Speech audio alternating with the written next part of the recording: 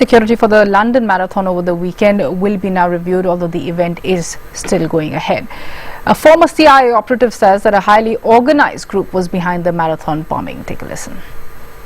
We're dealing with an organized group.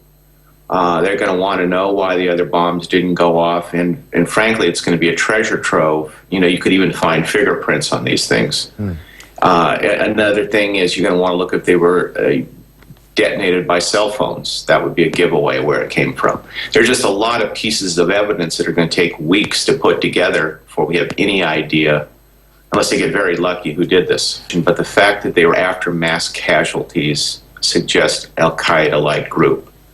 If it were a domestic group, they'd probably come after the federal government, a courthouse, like in Oklahoma City, or even Washington, D.C. So, you know, the first takes on these are always wrong, but, you know, the mass casualties suggest a Middle Eastern group.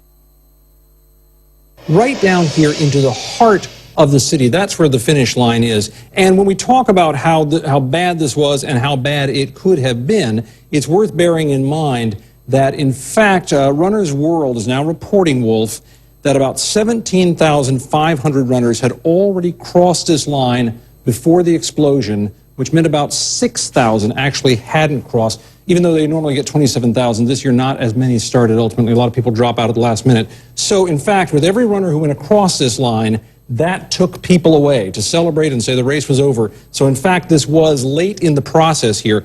One thing I want to notice here, though, we've been analyzing this explosion and the second explosion just down the street here, because if we move in toward it over here near the Mandarin Oriental over here, if you move into this area and you take a closer look, one of the things that seems to be clear is that this explosion appears to be substantially bigger than the first one down here. Most of our video is down here, but this one seems to have covered the entire area from the buildings here all the way out to the sidewalk out here and maybe out into the runners a bit. So this seems to have been a substantially larger explosion.